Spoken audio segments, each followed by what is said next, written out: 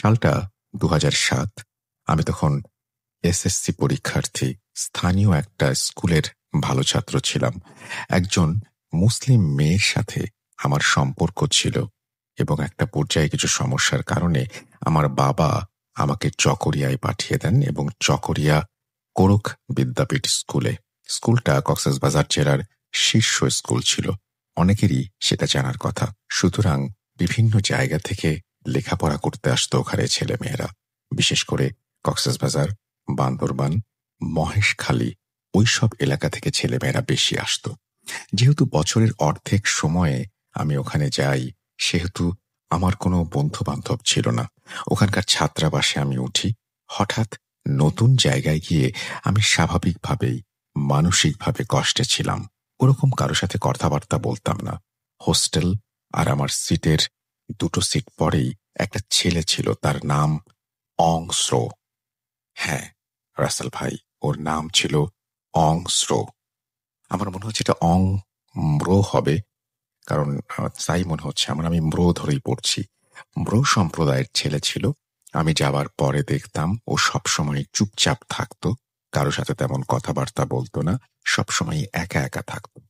এবং ওর বয়স একটু বেশি ছিল, অথচ হোস্টেলে থাকা প্রায় সবাই দুষ্টু মনের হয়। আমিও কম ছিলাম না।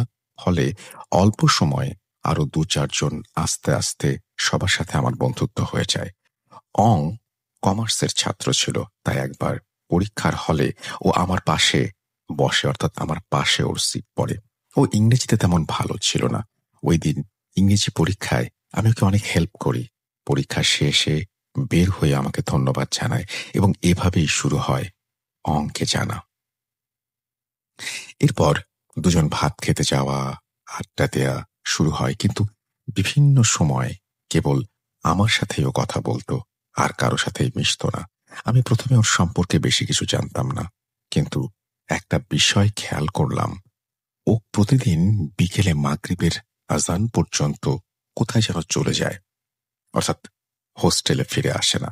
আমি ফুটবল, ক্রিকেট খেলতাম, ওর না থাকাটা তেমন খেয়াল করিনি কখনো, কিন্তু লক্ষ্য করতাম একটা পলিথিনে কিছু নিয়ে সে কোথায় যেন যাচ্ছে। আবার মাগরিবের আজানের পরে চলেও আসতো, আর সবকিছুই স্বাভাবিকভাবে করত। তো একবার রমজান মাসে সবাইকে ইফতারের দাওয়াত দেয়া হলো। আমি ইফতারের সময় ওকে ইফতার খাওয়ার জন্য খুঁজতে থাকি। পরে অনেক খোঁজাখুঁজির পরে দেখলাম আমাদের স্কুলের নির্মাণাধীন ভবনের ৪ তলায় একটা রুমে ও ২টো টেবিল পাশাপাশি রেখে পা দুটো দুপাশে দিয়ে মার্শাল আর্ট প্র্যাকটিস করছে। প্রথমে আমি দেখে অবাক হয়ে যাই, কারণ ওর পরনে ব্ল্যাক বেল্ট আর সাদা প্যান্ট, যেগুলো মার্শাল আর্টের খেলোয়াড়রা পরেন। অনেক কঠিনভাবে অনুশীলন করছিল সে। এক পর্যায়ে লাফিয়ে নেমে অনুশীলন করছিল। পরে যখন ঘুরে অনুশীলন করছিল এবং সেই সময় সে আমাকে দেখে ফেলে, ও দাঁড়িয়ে যায়। আর আমিও অবাক হয়ে তাকিয়ে থাকি। পরে ও দৌড়ে এসে আমাকে হাত ধরে বলল, এসব যেন কাউকে না বলি। আমি বললাম, হ হ, তোমাকে দেখে তো তেমন কিছু মনে হয়নি। আর তুমি কি না? অং কাপড় চেঞ্জ করতে করতে বলল, এতদিন কেউ জানতো না, আজ তুমি জেনে গেলে। এটা বলেই হেসে দিল। পরে দুজনে হোস্টেলে চলে আসি। আসার পরে অং আগের মতোই স্বাভাবিক এবং চুপচাপ শান্ত একটা ছেলে, অথচ সে মার্শাল আর্টের ব্ল্যাক বেল্ট ছিল। পরে আমি ওর সম্পর্কে আরো জানতে আগ্রহী হই, আর দুষ্টুমি করে ওকে আমার প্রেমের কথা বলি। আর অং বলতে থাকে তার পুরো জীবনের কালো জাদুর এক সত্য ঘটনা। একদিনে না, ধীরে ধীরে অংকে আমি জানতে পারি কিভাবে সে এখানে এসেছে, কিভাবে বা ব্ল্যাক বেল্ট উপাধি পেল। বলছে অং, আমি অংব্র। আমার বাড়ি বান্দরবান জেলার থানচি থেকে অনেক গহীনে বড় ভান্তের, অর্থাৎ বৌদ্ধভিক্ষ গ্রাম নামক একটি গ্রামে। আর ওখানেই আমার জন্ম। আমাদের গ্রাম গহীন হওয়ায় আধুনিকতার ছোঁয়া তেমন লাগেনি। থানচি থেকে প্রায় ৩ ঘন্টা মোটর সাইকেলে, তারপর পায়ে হেঁটে আরো অনেক গভীরে ছোট ছড়া পাহাড় পেরিয়ে আমাদের গ্রাম। আমার নানা একজন তান্ত্রিক আর কবিরাজও ছিলেন। অনেক নাম ডাক ছিল ওনার। সবাই ওনাকে থানট্রয় নামে চিনত। আমাদের গ্রামে যত মানুষের রোগ ব্যাধি হতো সবকিছু উনিই সুস্থ করে তুলতেন, এবং আশ্চর্য হলেও সত্যি যে কেউই ওনার কাছ থেকে খালি হাতে ফিরত না। আমার মা আমার নানার একমাত্র মেয়ে ছিলেন, তাই আমার নানার বাড়িতেই আমরা থাকতাম। আমার বাবা একজন কৃষক ছিলেন। আমার বয়স যখন 10 বছর, শান্তি বাহিনীর জেএসএস তাদের সাথে ফসল নিয়ে আমার বাবার ঝগড়া বিবাদ শুরু হয়ে যায়। ওরা বাবাকে অপহরণ করে নিয়ে যায়। এরপর কিছুদিন পরেই খবর আসে ওরা বাবাকে মেরে ফেলেছে। আমরা এই সংবাদ পেয়ে সন্ত্রাসীদের নেতাকে খবর পাঠাই। আমার নানার কথা শুনে সেই নেতা অনেক ভয় পেয়ে যায়, কেননা ওই নেতার সঙ্গীরা কাকে মেরেছে সেটা তিনি জানতেন না। আমার নানা ডেকে পাঠানোর পরে ওই নেতা জানতে পারে। ওই নেতা না আসা পর্যন্ত আমার নানা আমার বাবাকে দাহ করতে দেননি। পরে নেতা ও তার সঙ্গীরা এসে নানার কাছে ক্ষমা চায় এবং নিজেরাই বাবার শেষকৃত্য অনুষ্ঠানের আয়োজন করেন। পরে ক্ষতিপূরণ বাবদ 1 লাখ টাকা আমার নানাকে দিতে চান, কিন্তু আমার নানা সেটা নিতে অস্বীকৃতি জানিয়েছিলেন। পরে আমার বাবার বড় ভাইকে অনেক অনুরোধ করে ওই টাকাগুলো ওনার হাতেই দেন। টাকা দিয়ে চলে যাবার সময় উনি নানাকে আশ্বাস দেন, যারা আমার বাবাকে মেরেছে তিনিও তাদেরকে মেরে ফেলবেন। পরে আমার নানা ওনাকে বললেন যে না, যা করার আমার নানাই করবেন, নেতাদের কিছু করতে হবে না। একথা শুনে নেতারা আবার আমার নানার পায়ে পড়ে ক্ষমা চায়, কারণ ওই নেতা ভালো করেই জানতো আমার নানার ক্ষমতা সম্পর্কে। নানা শুধু এটুকুই বলেন যে যারা নির্দোষ তাদের কিছুই হবে না। নেতা চলে যাবার পরে আমার বাবার দাহ সম্পন্ন হয়। আমার নানা প্লাস্টিকের কৌটোয় আমার বাবার দেহভস্যের কিছু অংশ নিয়ে ঘরে চলে যান এবং ওই দিনের পর থেকে কারো সাথেই তেমন আর কথা বলেন না। শুধু নিজের রুমে দিনরাত কি সব মন্ত্রপাঠ করতেন। বলে রাখা ভালো, আমাদের সম্প্রদায়ের কেউ মারা গেলে 1 সপ্তাহের মধ্যে তার জন্য কিছু ধর্মীয় অনুষ্ঠান করার নিয়ম আছে, কিন্তু নানার নির্দেশে সেই অনুষ্ঠান করা হয়নি। প্রায় 3 দিন পরে আমার নানা আবার আমার বাবার দাহ জায়গায় এসে চারিদিকে 4টি কাঠি পুঁতে দেন এবং লাল সুতো দিয়ে পুরো দাহস্থানটি ঘিরে দেন, আর 4টি মোমবাতি জ্বালিয়ে দেন। সাথে কি কি যেন আরো অনেক মন্ত্র পাঠ করেন। একটানা প্রায় 2-3 রাত মন্ত্রপাঠ শেষে নানা উঠে দাঁড়ান। তারপর আমার মাকে জড়িয়ে ধরে অনেক কান্নাকাটি করেন। এরপর নানা আবার তার রুমে চলে যান আর সাথে নিয়ে যান ওনার পছন্দের খাবার, গুঁড়ো দুধ আর পান, সুপারি, জর্দা। আমার নানার এমন কাজ দেখে পুরো গ্রামের সবাই, এমনকি থানচির লোকজনও অনেক ভয় পেয়ে যান, কেননা নানার তান্ত্রিক বিদ্যা সম্পর্কে সবাই ভালো করেই জানতেন। যেহেতু আমার বাবাকে রাতে হত্যা করা হয়েছিল, সেহেতু কে বা কারা করেছে সেটা কেউই জানত না। তাই সবাই ভয়ে ছিল যে কি ক্ষতি হয় কার। বাবার মৃত্যুর 8ম দিনে খুব সকাল সকাল 2জন মহিলা, একজন পুরুষ পাগলের মতো আমার নানাকে খুঁজতে থাকে। অনেক ডাকাডাকির পর নানা রুম থেকে বের হয়ে তাদেরকে রাগান্বিত হয়ে ধমক দিয়ে বলেন, তোরা বাড়ি চলে যা, আমি তোদেরকে কিছুই করতে পারবো না। আমার মেয়ে বিধবা হয়েছে, তোরাও হবি, তোদের কোনো ক্ষমা নেই। এই বলে নানা আবার তার রুমে চলে যায়, দরজা বন্ধ করে দেয়। সেই মহিলাদের চিৎকার আর কান্নাকাটিতে গ্রামের সবাই এসে আমাদের উঠোনে জড়ো হয়। পরে নানার কথা অনুযায়ী গ্রামবাসী ওই মহিলা আর পুরুষটাকে চলে যেতে বলেন এবং জিজ্ঞেস করেন তারাই কি আমার বাবাকে মেরেছে কিনা এবং কেনই বা তারা নানার কাছে এভাবে ছুটে এসেছেন। তখন সেই মহিলারা বলতে লাগলেন, আজ থেকে সপ্তাহখানেক আগে সেই 2জন মহিলার একজনের স্বামী আর একজনের ভাই গভীর রাতে বাড়ি ফিরেন। স্বাভাবিকভাবে তারা প্রায়ই রাত করে বাড়ি ফিরত, যেহেতু তারা স্থানীয় সেই শীর্ষ সন্ত্রাসী পার্টির সাথে জড়িত, সেহেতু এ ব্যাপারে বাড়ির অন্যরা তেমন কিছু বলতো না। কিন্তু সেই রাতের 2 দিন পরে এক রাতে তারা দুজনেই বাড়িতে খাবার খেয়ে ঘুমিয়ে যায় এবং একটা সময় বিকট শব্দ করে চিৎকার করে ঘুম থেকে উঠে ভয় পেয়ে কেঁদে ওঠে এবং বলতে থাকে, ও আমাকে মেরে ফেলবে, ও আমাকে মেরে ফেলবে। এভাবে চিৎকার করে কাঁদতে থাকে এবং অবাক করা বিষয় হলো দুজনেরই একসাথে একই সময়ে একই ঘটনা ঘটতে থাকে। দুজনের বাড়ির অন্য সদস্যরা দুঃস্বপ্ন দেখেছে ভেবে প্রথম রাতটা কাটিয়ে দেয়, কিন্তু ওই দিন থেকে কি সকাল কি রাত প্রতি মুহূর্তেই তারা কাঁদতে থাকে আর বলতে থাকে ও আমাকে মেরে ফেলবে। এক পর্যায়ে বাড়ির লোকেরা জিজ্ঞেস করতে থাকে সত্যি আসলে কি। তখন তারা সেই সত্যি বলে দেয় এবং তারা বলে তারাই আমার বাবাকে মেরেছে এবং তারা আমার বাবাকে সবসময় চোখের সামনে দেখছে আর আমার বাবা নাকি ওদের মারতে যাচ্ছে। দুজনের পরিবার একই সাথে একই এলাকায় হওয়ায় তাদের এমন কথা শুনে তাদের পরিবার একই সাথে একটা স্থানীয় কবিরাজের কাছে যান। কবিরাজ এই ব্যাপারে জানতে সন্ধ্যায় আসনে বসেন। কিছুক্ষণ পরে এক লাফে দাঁড়িয়ে যান এবং অনেক ভয়ে ভয়ে বলতে থাকেন, আমাকে মাফ করে দেন।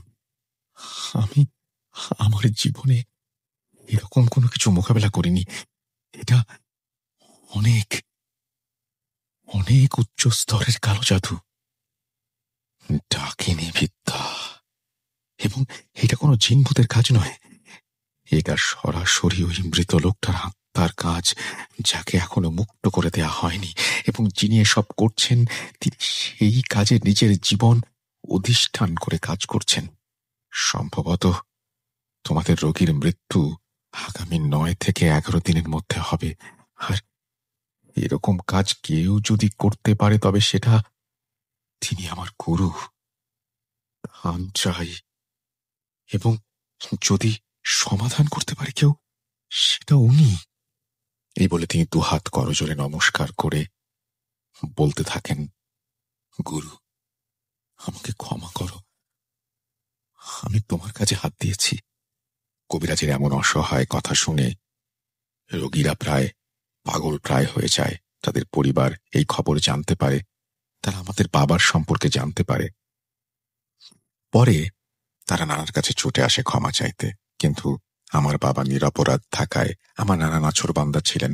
পরে তারা আমাদের গ্রাম থেকে নিজের গ্রামে চলে যায় আর নানা আবার নিজেকে ঘরে বন্দী করে ফেলেন আর সাধনায় মগ্ন হয়ে যান। বাবার মৃত্যুর 11 দিনের মাথায় খবর আসে সেই দুজন মানুষ মারা গেছে। শোনা যায় 10 দিনের দিবাগত রাতের শেষ দিকে তারা দুজনেই অনেক চিৎকার করতে থাকে এবং এক পর্যায়ে একেবারে চুপ হয়ে ঘুমিয়ে যায়। ঘুমাচ্ছে ভেবে বাড়ির সবাই যে যার রুমে চলে যায় এবং সবচেয়ে আশ্চর্যের বিষয়, পরদিন সকালে দুজনকেই মৃত অবস্থায় পাওয়া যায় এবং ঘাড় তাদের পেছন দিকে মোড়ানো ছিল, চোখ খোলা অবস্থায়। 11তম দিন দুপুরে আমার নানা রুম থেকে বের হয়ে সবাইকে ডেকে বাবার শেষকৃত্যের জন্য পুনরায় আয়োজন করতে বলেন। আজকে নানার মুখে কোনো কষ্ট দেখেনি, তিনি হাসছিলেন মৃদু মৃদু। পরে নিজে থেকেই ছড়া অর্থাৎ নদীতে গিয়ে গোসল করে এসে বাবার দাহ করার জায়গায় গিয়ে দাঁড়িয়েছিলেন এবং কি কি যেন বলছিলেন। পরের দিন সকালে 11তম দিনে আমাদের স্থানীয় বিহার বৌদ্ধ মন্দির থেকে দুজন ভান্তে অর্থাৎ বৌদ্ধ ভিক্ষু এসে বাবার শেষকৃত্য অনুষ্ঠান শেষ করেন, কিন্তু আমাদের বিহারের বড় ভান্তে ধর্মগুরু তিনি আসলেন না। ভান্তেরা চলে গেলে আমার নানা তার ঘর থেকে দুটো রশি, দুটো কাপড়ের পুতুল আরো কি কি সহ বাবার দেহ ভস্মকে আগুনে পোড়ালেন এবং মাটি চাপা দিলেন। বাবার প্রথম দাহস্থানের চারিদিকে দেয়া লাল সুতার বাঁধন কেটে দিলেন, খুঁটি এবং লাল সুতোগুলো আগুনে পুড়িয়ে দিলেন। তারপর আমার হাতে কবরের ওপর মাটি দেয়ালেন, মোমবাতি ধূপকাঠি জ্বালিয়ে দিলেন। সব শেষ করে বাড়িতে এসে আমার নানা আমার মাকে জড়িয়ে ধরে অনেকক্ষণ কাঁদলেন। তারপর প্রায় 12 দিন পরে নানা মুখে ভাত দিলেন। এরপর তিনি বেশ কিছুদিন অসুস্থ ছিলেন। অসুস্থ অবস্থাতেই তিনি মানুষের সেবা করতেন। 2006 সালে মারা যান। পরে আমাকে আমার মা বান্দরবন শহরের একটি খ্রিশ্চান স্কুলে ক্লাস 6-এ ভর্তি করিয়ে হোস্টেলে দিয়ে দেন। আমি ওখানেই পড়ালেখা করি আর মার্শাল আর্ট শিখি। কালক্রমে আমি ব্ল্যাক বেল্ট উপাধি পাই। ক্লাস 9-এ উঠলে আমাকে আমার মা এখানে নিয়ে আসেন আর সেই থেকে আমি এখানে। রাসেল ভাই, এই ছিল অংয়ের জীবনের ঘটনা, কিন্তু আমার কাছে আরো ঘটনা আছে। অং, তার গ্রাম, বিশেষ করে অংয়ের নানা এবং তার গুরু, এবং অংয়ের গ্রামের বড় ভান্তে অর্থাৎ ধর্মগুরু, অংয়ের নানার গুরুর মেয়ের সাথে মুসলমান একটি পরিবারের লোমহর্ষক ঘটনা অং আমাকে বলেছিল। পরে কোনো একদিন সময় হলে আপনার অনুমতি পেলে পাঠিয়ে দেব। ভুল ত্রুটি ক্ষমা সুন্দর দৃষ্টিতে দেখবেন। ধন্যবাদ। আমার আসল নাম ঠিকানা সঙ্গত কারণে গণমাধ্যমে প্রকাশে অনিচ্ছুক, এই জন্য তিনি কোনো কিছুই প্রকাশ করেননি। আমাকে লিখেছেন এখানে, কিন্তু আমি সেটা প্রকাশ করছি না। তো আমি আশা করছি যে এই ঘটনাটা আপনাদের ভালো লেগেছে, কারণ খুব চমৎকার একটা ঘটনা, খুব চমৎকারভাবে গুছিয়ে তিনি লিখেছেন এবং ভালো না লাগার কোনো কারণ নেই। আমার কাছে তো খুবই অন্যরকম লেগেছে এবং একটা নতুন সংস্কৃতি সম্পর্কে জানতে পারা, একটা মানে আমরা তো যখন ঘটনা শুনি তখন মাথার ভেতরে দৃশ্যকল্প তৈরি হয়। তো এই ঘটনাটা পড়ার সময় আমি সেই পাহাড় দেখতে পাচ্ছিলাম, সেই লাল সুতো দিয়ে ঘেরা জায়গাটা, তারপরে সেই দেহ ভস্য নিয়ে ঘরের ভেতরে নিজেকে বন্দি করে ফেলার দৃশ্যগুলো আমার কাছে খুব অদ্ভুত লাগছিল। আমার মনে হয় আপনারাও ভিজুয়ালাইজ করতে পেরেছেন। যদি করতে না পারেন তাহলে আমি বলবো ঘটনাটা সময় মতো যদি পরে কোনো সময় পান আরো একবার শুনবেন, ভালো লাগবে। যাই হোক, আমরা চলে যাব আমাদের পরবর্তী ঘটনায়।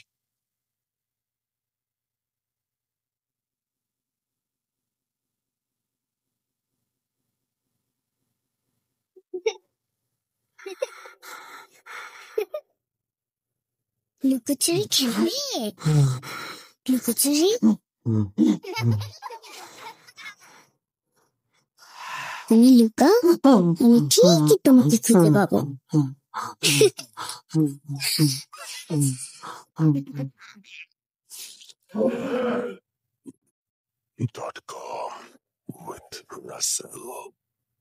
Welcome back. আপনাদের সবাইকে আরো একবার স্বাগত জানাচ্ছি। আমি রাসেল। আশা করছি আপনারা সবাই ভালো আছেন, ভালোর দলে আছেন। আমরা সরাসরি পরবর্তী ঘটনায় যাব। তার আগে বলি, আমাদের সঙ্গে প্রথম থেকে শেষ পর্যন্ত যদি থাকেন আমরাও খুব খুশি হব এবং আমাদের সমস্ত কষ্ট সার্থক হবে। সারা সপ্তাহ জুড়ে ঘটনা বাছা যে কি কষ্টের, কষ্ট বলছি এই কারণে যে যখন ভালো ঘটনা পাই না তখন যে টেনশনটা হয়, এত টেনশন, সত্যি কথা এতটা বছর কাটানো খুব মুশকিল। যাই হোক, আমি ঘটনায় চলে যাচ্ছি। আসসালামু আলাইকুম রাসেল ভাই, আশা করি ভালো আছেন আপনার শ্রোতাদের দোয়া আর ভালোবাসায়। আমার নাম আসিফ জোনায়েদ। আমার হোম টাউন ময়মনসিংহ, কিন্তু আমার পরিবার সহ আমি গাজীপুরে থাকি। আমি আপনার একজন নিয়মিত শ্রোতা। আমার দৈনন্দিন কাজের মতো ভূত.কম একটা অভ্যেসে পরিণত হয়েছে। আমি ক্লাস 7-এ তখন 2016 সাল থেকে ভূত FM এর সাথে ছিলাম, আর এখন ভূত.কমের।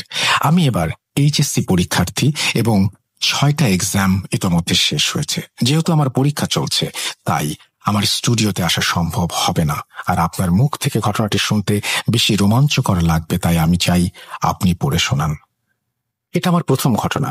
ঘটনাটি হলো আমার দূর সম্পর্কের এক চাচা ও চাচির সাথে ঘটে যাওয়া একটি ঘটনা।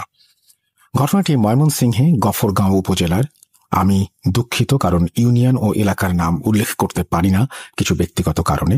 তো ঘটনাটির সূত্রপাত 2022-এর 10 কি 12 তারিখের মধ্যে। আমার চাচা প্রতিদিনের মতো কাজ করে দুপুরের দিকে বাড়ি ফিরছিলেন। তার সাথে আরেকজন ছিলেন। তো ওনাদের বাড়ি যাওয়ার পথে একটা স্কুল আছে, ওই স্কুলের সামনে দিয়ে যাওয়ার সময় হঠাৎ একজন বৃদ্ধ পাগল ওনার কাছে এসে বলতে থাকেন, তোর সামনে খুব বিপদ, তুই সাবধানে চলাফেরা করিস। তো স্বাভাবিকভাবে উনি পাগলকে পাশ কাটিয়ে যান, পাগলের কথায় কোনো পাত্তা দেন না। পাগল যা খুশি তাই বলতে পারে এটা ভেবে চাচা এড়িয়ে যান, কিন্তু ভুলে যান ব্যস্ততার মাঝে। নভেম্বরের 15 তারিখের দিকে উনি সারাদিন কাজ শেষ করে বাড়ি ফিরছিলেন প্রায় 8টা কি 9টার দিকে। সাথে ছিল মাছ। গ্রামের দিকে 9টা মানে যথেষ্ট রাত, আর হালকা শীত পড়ার কারণে রাস্তায় কোনো মানুষ ছিল না।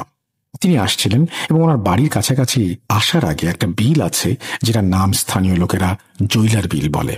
তো জৈলার বিলের রাস্তার পাশ দিয়ে যাওয়ার সময় ওনার ওপরে কে যেন ঢিল ছুঁড়ে মারে। তৎক্ষণাৎ তিনি আশেপাশে খুঁজতে থাকেন, কিন্তু কাউকে দেখতে পান না। নিজের মনের ভুল ভেবে আবার বাড়ির দিকে হাঁটতে থাকেন। তখন আবার ওনার শরীরে কেউ ঢিল মারে। তিনি সাহসী ব্যক্তি ছিলেন, তিনি কিছুটা পিছিয়ে দেখতে যান যে কেউ ওনার সাথে ইচ্ছাকৃতভাবে মজা করছে কিনা, কিন্তু তিনি কাউকেই খুঁজে পান না। রাস্তায় তিনি একাই ছিলেন।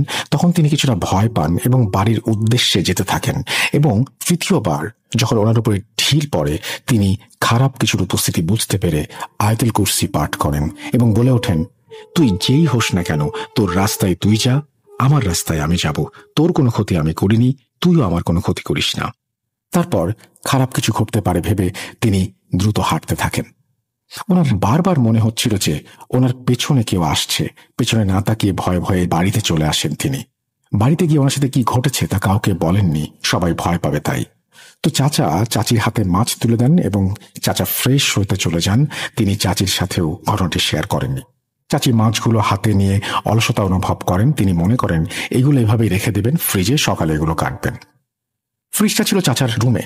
ওনার ছেলে রুম বন্ধ করে শুয়ে পড়েছিল। চাচি মাছগুলো রাখার জন্য ওনার ছেলেকে ডাকতে থাকেন, কিন্তু ওনার ছেলের কোনো সারা শব্দ নেই। কারণ ওনার ছেলে নাকি তখন কানে ইয়ারফোন লাগিয়ে ফেসবুকে ভিডিও স্ক্রল করছিল, যার কারণে তিনি সিদ্ধান্ত নেন জানালা দিয়ে ছেলেকে ডাকবেন। আর জানালাটা ছিল বাড়ির পেছন দিকে। যখন তিনি বাড়ির পেছনে জানলা দিয়ে ডাকতে যান, তিনি লক্ষ্য করেন ওনার মাথার উপরের গাছটায় একটা পেঁচা সাদৃশ্য কিছু বসে আছে। তখন তিনি শুনতে পান যে পেঁচার মতো করে একটা কিছু ডাকছে। তিনি ভয় পেয়ে আবারও বাড়িতে আসার জন্য যখনই ঘুরতে যাবেন, তখনই গাছের একটা মোটা ডাল ভেঙে পড়ে ওনার ওপর। গাছ ভাঙার শব্দ শুনে চাচা এবং চাচার ছেলে ছুটে যান এবং চাচিকে অজ্ঞান অবস্থায় দেখতে পান। তারা ধরাধরি করে বাড়িতে নিয়ে আসেন তাকে। ওনার শরীরে প্রচন্ড জ্বর আসে। তো সকালে ওনারা ময়মনসিংহে নিয়ে যান, জ্ঞান না ফেরা এবং প্রচুর জ্বর থাকার কারণে। 2 দিন পর ওনার জ্ঞান ফেরে। তখন সবাই জানতে চায় কি হয়েছিল। তারপর উনি বলেন ওনার ছেলেকে ডাকার সময় তিনি পেঁচার ডাক শুনতে পান, আর আসার সময় ওনার উপরে গাছ ভেঙে পড়েছে। তারপর আর কিছু মনে নেই। তখন আমার চাচার ওই পাগলের কথা মনে পড়ে এবং ঘটনার দিন ওনার সাথে ঘটা সবকিছু সবাইকে খুলে বলেন। কিন্তু ততক্ষণে অনেক দেরি হয়ে গেছে। চাচার পিছনে আর শয়তানটা অনেক বড় ক্ষতি করে দিয়ে যায় এবং ওই চাচি 18 তারিখে সকালের দিকে মারা যান। যখন ওনার দাফন কাফনের জন্য গোসল করান, তখন নাকি অন্য চাচিরা ভুক্তভোগীর পিঠে দেখতে পান রক্ত জমাট হয়ে কালো হয়ে আছে। তাদের নাকি দেখে মনে হয়েছিল কেউ মারাত্মকভাবে পিঠে আঘাত করেছে। সঠিকভাবেই দাফনের কাজ সম্পন্ন হয়। আসলে আমাদের সাথে ঘটা অনেক কিছুরই কোনো ব্যাখ্যা হয় না। জিন জাতির যে অস্তিত্ব আছে তা অস্বীকার করার কোনো অবকাশ নেই, কেননা পবিত্র কুরআনে জিনের অস্তিত্ব নিয়ে সূরা জিন নাজিল হয়েছে এবং মহান আল্লাহ তাআলা নাজিল করেছেন এই সূরা। মানুষের মাঝে যেমন ভালো খারাপ আছে, জিনদের মাঝেও ভালো খারাপ আছে। হয়তো চাচির মৃত্যু এভাবেই ছিল খারাপ কিছুর উসিলায়। আমি পরবর্তীতে আমার এক চাচাতো বোনের কাছে জানতে পারি ঘটনাটি। জানি না কতটুকু ভয়ের, কতটুকু গুছিয়ে লিখতে পেরেছি। যার সাথে ঘটে সেই বলতে পারে প্রিয়জন হারানো কতটা বেদনার, কতটা ভয়াবহ। আমার লেখালেখির অভ্যাস নেই একদমই। এর আগে এত লম্বা কোনো কিছু লিখিনি। যাই হোক, আমার জন্য দোয়া করবেন। ঘটনাটি সিলেক্টেড হলে আমাকে জানাবেন। আপনার ঘটনাটি সিলেক্টেড হয়েছে এবং আশা করছি যে আপনি খুশি হয়েছেন সেজন্য। এবং আপনার লেখা, আপনি বললেন যে আপনার লেখার অভ্যেস নেই, কিন্তু আপনার লেখার হাত খুব ভালো এবং আমি সেই জন্যই আপনাকে অনুরোধ করব যে পরবর্তীতে যদি সময় হয়, সুযোগ হয়, তাহলে আমাদের ঘটনা পাঠাবেন এবং আমাদের ঘটনা পাঠালে আমরা খুবই খুশি হব। আপনার ঘটনার অপেক্ষায় রইলাম। আমাদের ইমেল অ্যাড্রেস russell.booth.com@gmail.com। আপনার নাম, ঠিকানা এবং ফোন নাম্বার সহ আপনার ঘটনা পাঠাতে হবে আমাদের কাছে। আমরা চলে যাব আমাদের পরবর্তী ঘটনায়।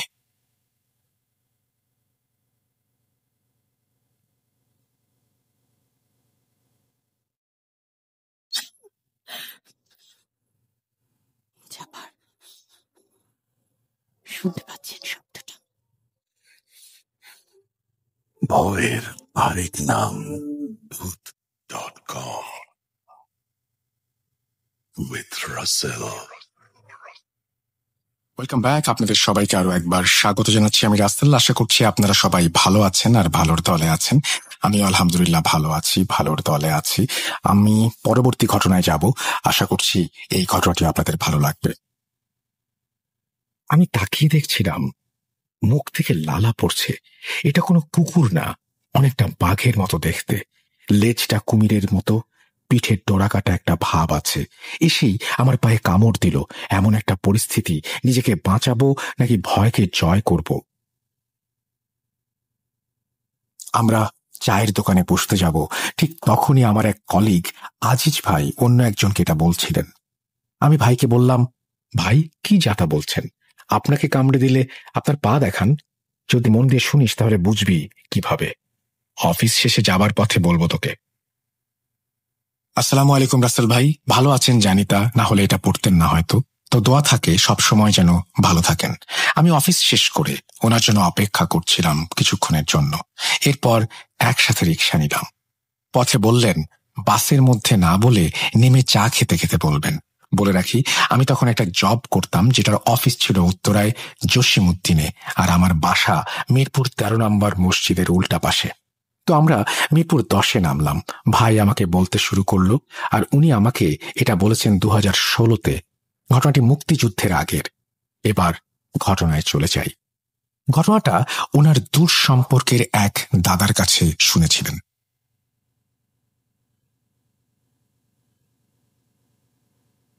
সেদিন উনি এশার নামাজ পড়ে ভাবেন কিছু সময় মসজিদে বসে থাকবেন।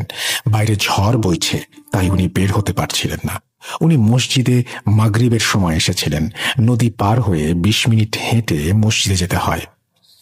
ওনাদের এলাকার মসজিদের কাজ চলছে, তাই উনি অন্য মসজিদে যেতেন। ওনার ব্যাক করতে করতে অনেক সময় লাগবে, তাই উনি ফেরত না এসে থেকে যান। মসজিদে হুজুর ওনাকে বলেন, আমি আর মুয়াজ্জিন সাহেব আছি, আমাদের সাথে থেকে যান। অনেক রাত হয়ে গেছে, তাছাড়া কাদা রাস্তা, সাথে অন্ধকার, ঘাটে গেলে নৌকা পাবেন কিনা। দাদু ভাই বলেন যে নৌকা না পেলে উত্তরকোনা দিয়ে হেঁটে চলে যাব, ওইদিকে পানি কম আছে। বাড়িতে না গেলে সবাই চিন্তা করবে, এর চেয়ে চলে যাওয়াই ভালো। তাই পরে মসজিদের হুজুর ওনাকে একটা টর্চ লাইট দিয়ে দেন। লাইটটা নিয়ে যান, কাজে দেবে, আর ওইদিকে রাস্তাটা ভালো না, আল্লাহর নাম নিতে নিতে যান। তো আমার দাদু বের হয়ে গেলেন। উনি আল্লাহকে ডাকতে ডাকতে যাচ্ছেন। তুফান আর বৃষ্টির কারণে পুরো রাস্তা কাদা কাদা হয়ে আছে। দাদু তাই জুতা খুলে হাতে নেন। আবছা আবছা আলোয় সামান্য দূরে দেখা যায়। তো 5-7 মিনিট হাঁটার পর উনি দেখলেন 4 জন লোক কিছু একটা কাঁধে নিয়ে যাচ্ছেন। উনি ভাবলেন এত রাতে হয়তো জেলেরা মাছ ধরে ফিরছে। উনি একটু জোরে হেঁটে তাদের সামনে যেতে চাইলেন, কিন্তু উনি যতই জোরে হাঁটেন দেখেন তারা তত জোরে হাঁটছে। এরপর উনি হাঁক দিলেন, ভাই একটু দাঁড়াও, একসাথে যাই। এরপরই দেখেন যে ওনারা যেটা নিয়ে যাচ্ছেন ওটা থেকে কিছু একটা লাফ দিল, আর ওই 4 জন ঠিক তখনই হাওয়ায় মিলিয়ে গেল, আর সেই প্রাণীটা দাদির উপরে এসে লাফ দিল। দাদু তখন দেখলেন তার মুখ থেকে লালা পড়ছে। এটা কোনো কুকুর না অনেকটা বাঘের মতো দেখতে, লেজটা কুমিরের মতো, পিঠে আবার ডোরাকাটা দাগ। এসেই পায়ে কামড় দিল। এমন একটা পরিস্থিতি, নিজেকে বাঁচাবো নাকি ভয়কে জয় করব। দাদু হাতের টর্চটা দিয়ে ওই প্রাণীটার মাথায় বাড়ি দিলেন, কিন্তু ছাড়ল না। দাদু তখন মনে করলেন এমন কিছু বাস্তবে থাকতে পারে না, আর উনি সূরা আর দরুদ পড়তে শুরু করলেন। এরপর দেখলেন প্রাণীটা পা ছেড়ে দিল এবং আস্তে আস্তে একটা মানুষে পরিণত হলো। এরপর পুরো মানুষ না হয়ে শরীরটা শুধু হলো, এবং পেছনে একটা লেজের মতো, লালাগুলো তখন মুখ দিয়ে ছুটছে। দাদু কোনোভাবে খোঁড়াতে খোঁড়াতে নদীর যে দিকটায় পানি কম সেদিকে যেতে থাকলেন। আর পেছনে দেখলেন সেই প্রাণীটা ওনার পা থেকে বের হওয়া রক্তগুলো জিভ দিয়ে চেটে চেটে খাচ্ছে, আর দাদুর দিকে এগিয়ে আসছে, ঠিক একটা কুকুর যেভাবে খায়।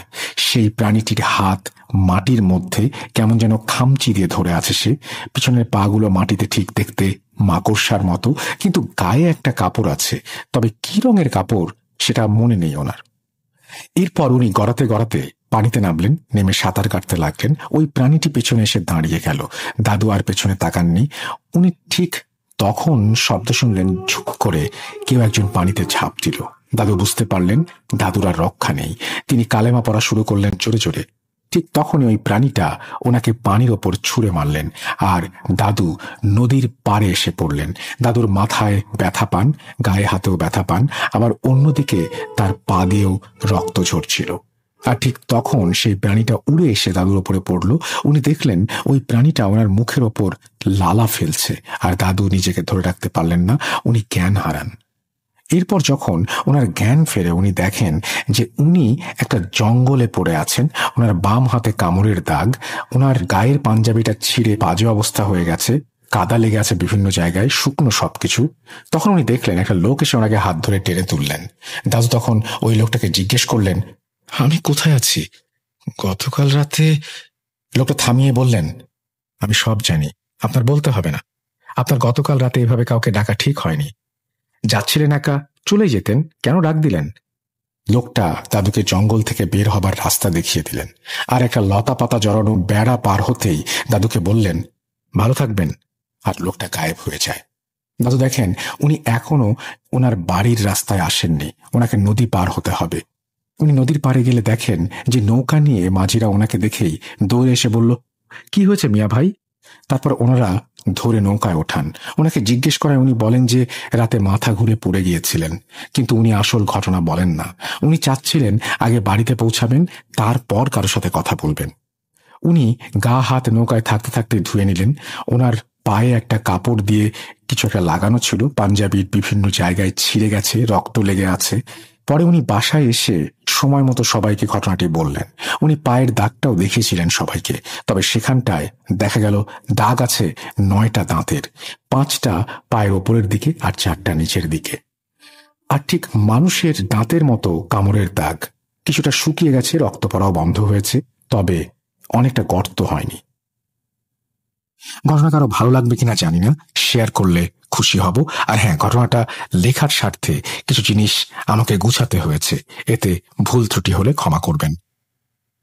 রাশেদুল পিয়াস পাঠিয়েছেন ঘটনাটি। আশা করছি আপনাদের ভালো লেগেছে। ভালো লাগলে অবশ্যই আমাদের জানাবেন। আমরা চলে যাব আমাদের পরবর্তী ঘটনায়।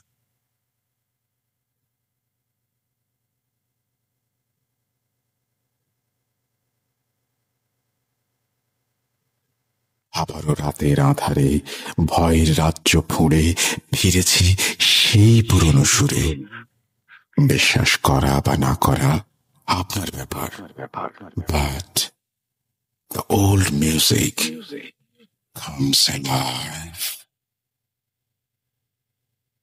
Booth.com. The fear returns with Russell. Welcome back. আপনাদের সবাইকে আরো একবার স্বাগত জানাচ্ছি। আমি রাসেল। আশা করছি আপনারা সবাই ভালো আছেন, ভালোর দলে আছেন।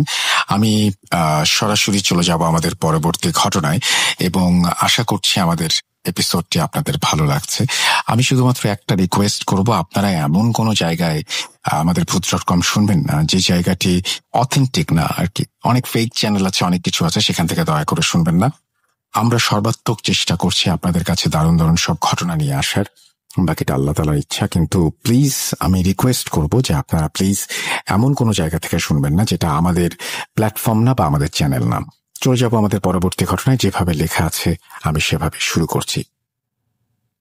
জানি আপনি ভালো আছেন, তাই আর জিজ্ঞেস করলাম না, কারণ আপনি সবসময় ভালো থাকেন। যাই হোক, আমি নোমান, থাকি খুলনাতে এবং আমি একজন অ্যাম্বুলেন্স ড্রাইভার।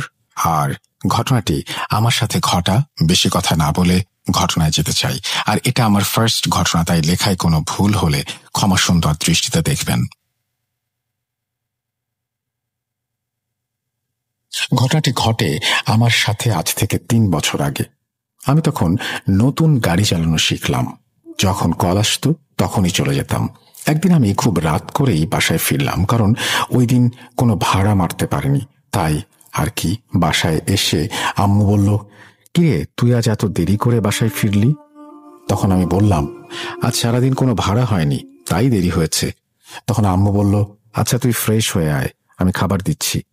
আমি ফ্রেশ হয়ে খেয়ে শুয়ে পড়লাম। ঠিক রাত 1টা বাজে আমার মোবাইল একটা কল আসলো। আমি একটু হকচকিয়ে উঠলাম। দেখি আমার মোবাইলে 10 বার কল এসেছে। আসলে খুবই ক্লান্ত ছিলাম, তাই কলটা ধরতে পারিনি।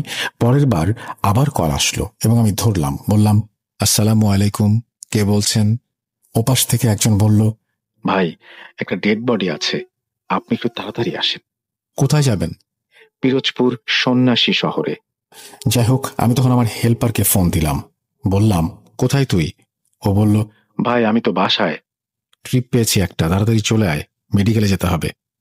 আমি তখনও ভাবিনি আমার জন্য কত বড় একটা চমক রয়েছে। যাই হোক, আমি তাড়াতাড়ি মেডিকেলের মর্গে এসে লাশটা গাড়িতে তুললাম এবং দেখলাম লাশটা একটা হিন্দুর লাশ। তারপর আমি তার মুখের কাপড়টা ঢেকে দিলাম। আমি তাদেরকে বললাম, আপনারা যারা যারা যাবেন উঠে পড়েন।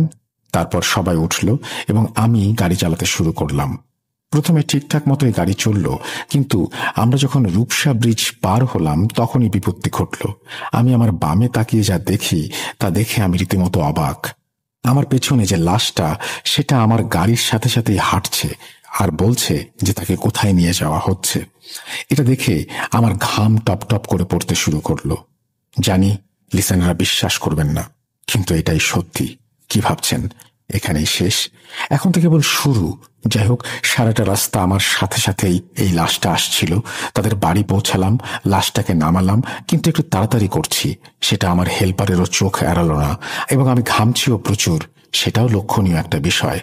তারপর আমি গাড়িতে উঠে স্টার্ট দিলাম, আমি চালাতে শুরু করলাম, এবং তাদের বাড়ি থেকে কিছুটা দূর আসার পর আমার হেল্পার আমাকে জিজ্ঞেস করলো, ভাই, আপনি তো তাড়াহুড়া করছিলেন কেন, আর তো ঘামছেন কেন?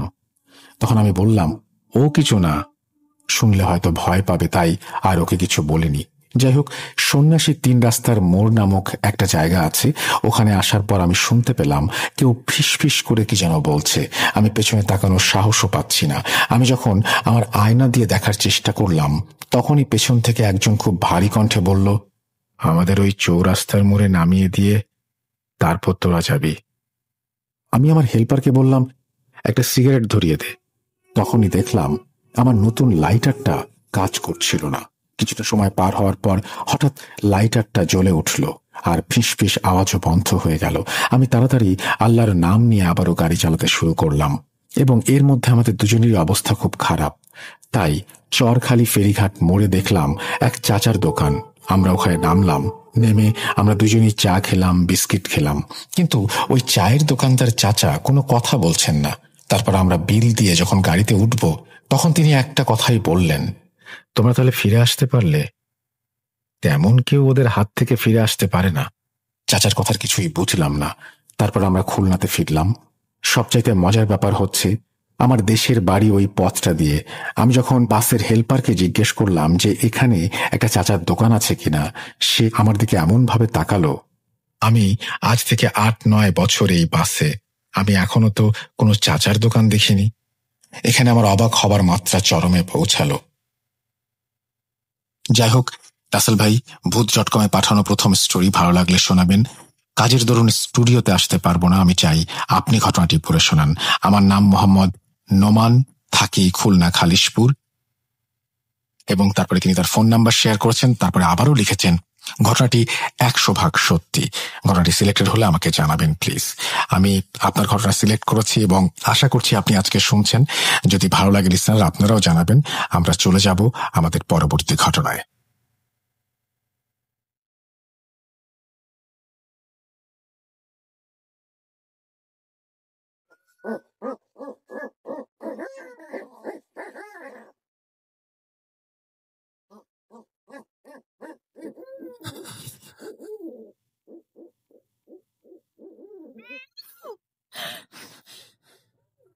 আজ আবার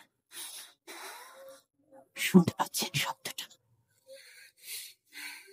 আমার আয়নার ভেতরে রোজ এভাবেই আসে।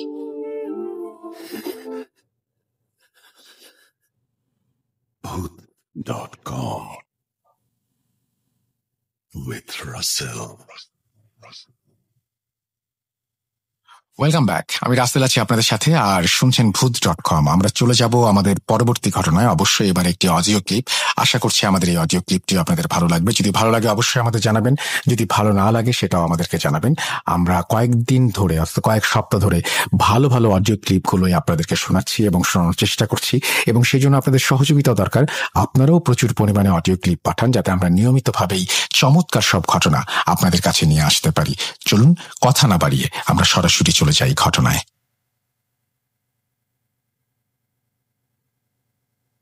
আসসালামু আলাইকুম রাসেল ভাই, আশা করি ভালো আছেন। আমরা জানি আপনি সবসময় ভালোর দলে। আমার নাম আরজেল, আমি ঢাকার যাত্রাবাড়ি এলাকা থেকে বলছি। উল্লেখ্য, ভূত.com এটি আমার পাঠানো প্রথম অডিও ক্লিপ, প্রথম কোনো ঘটনা। আমি সেই 2010 সাল থেকেই ভূত FM এর সাথে, আপনার সাথে আসলে অনেকবার অনেক রাত্রে ভয়ের রাজ্যে হারিয়ে গিয়েছি। তো আমি আজকে যে ঘটনাটি শেয়ার করব সেটি অলমোস্ট সেই সময়কার ঘটা একটি ঘটনা। তো ঘটনাটি একটু বড়, আশা করি একটা মনোযোগ দিয়ে শুনবেন এবং ভুল ত্রুটি ক্ষমা সুনির্দিষ্ট দেখবেন। আমি যে ঘটনাটির কথা বলছি সেটি আসলে গাজীপুরের একটি গার্মেন্টস ফ্যাক্টরি রিলেটেড ঘটনা। তো সঙ্গত কারণেই, যেহেতু এখনো গার্মেন্টস ফ্যাক্টরিটি এখনো রানিং অবস্থায় আছে, এখানে শত শত মানুষ কাজ করছে, তো সঙ্গত কারণে আমি সেই প্রতিষ্ঠানটির নাম এখানে উল্লেখ করছি না এবং এক্সাক্ট লোকেশনটি দিচ্ছি না। তবে আমি যে ঘটনাগুলো শেয়ার করবো সেগুলো সম্পূর্ণ সত্য, এবং এগুলোর সাক্ষী আসলে বহু মানুষ। তো প্রথমে ঘটনাটিকে আমি একদম সরাসরি চলে যাচ্ছে এখন। ঘটনাটি অ্যাকচুয়ালি ঘটেছে 2008-এর মাঝামাঝি থেকে 2009-এর শেষ দিক পর্যন্ত। তো অ্যাকচুয়ালি যেটি মানে আমরা শুনি, তখন আমরা হাই স্কুলে পড়তাম। তো প্রথমত হচ্ছে আমাদের স্কুলে এই গার্মেন্টস ফ্যাক্টরির বিভিন্ন বিষয় নিয়ে আলোচনা হতো, যে সেখানে অনেক ধরনের ভৌতিক কার্যক্রম হচ্ছে, অনেক যেখানে যারা কাজ করছেন তারা কাজ শেষে বাইরে এসে বিভিন্ন ধরনের এক্সপিরিয়েন্স শেয়ার করছেন। তো আমরা যেহেতু অনেক ছোট ছিলাম, আমাদের সাথে এই বিষয়গুলো নিয়ে মানে ওভাবে কারোর সাথে কথা হতো না।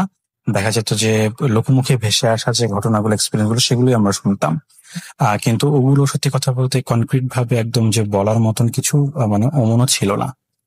তো আমি যেই ঘটনাটি আসলে মানে এইটির যে একদম ভিতরকার একদম যেই ঘটনাগুলো, সেগুলো অ্যাকচুয়ালি শুনি ওই গার্মেন্টস ফ্যাক্টরির হচ্ছে ইমাম যিনি, তিনি হচ্ছেন আমার ক্লাসমেটের বাবা, ওই সময় ছিলেন উনি। তো উনি ওখানে প্রতিদিন 3 থেকে 4 ওয়াক্ত নামাজ উনি পড়াতেন। তো মাঝে মাঝে দেখা যেত যে ফ্যাক্টরিতে ওনাকে 5 ওয়াক্ত নামাজই ওনাকে ইমামতি করতে হতো।